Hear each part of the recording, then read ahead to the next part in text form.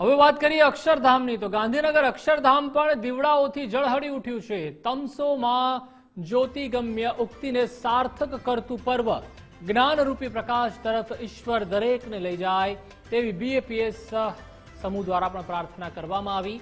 જેમાં અક્ષરધામ પરિસરમાં પણ સતત 33 વર્ષથી આ ઉજવણી કરવામાં આવે છે। અક્ષરધામ પરિસરમાં પણ 10,000થી વધુ દીવડાઓ પ્રગટાવવામાં આવ્યા। બગીચાઓને પ્રકાશમય બનાવતું ગ્લો ગાર્ડન પણ આકર્ષણનું કેન્દ્ર બન્યું।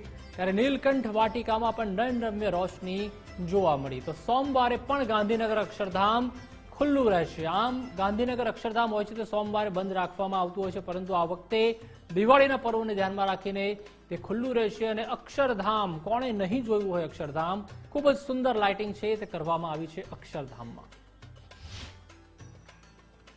અક્ષરધામ એ ભારતીય સંસ્કૃતિ અને અધ્યાત્મનું કેન્દ્ર છે।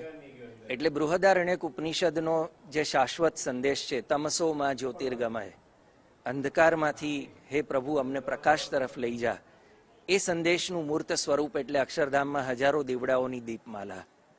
જ્યારથી અક્ષરધામ પરિસરનું ઉદ્ઘાટન થયું છે 1992ના વર્ષથી, એટલે કે છેલ્લા 33 વર્ષથી અક્ષરધામ 10,000 દીવડાઓની દીપમાળાથી શોભાયમાન થાય છે।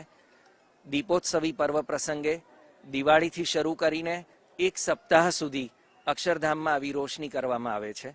અક્ષરધામ મંદિર અને પરિક્રમા પર 10,000 દીવડાઓની દીપમાળાની સાથે સાથે અક્ષરધામ મંદિરની સામે આવેલા વિરાટ ઉપવનમાં સુંદર ગ્લો ગાર્ડન તૈયાર કરવામાં આવ્યો છે।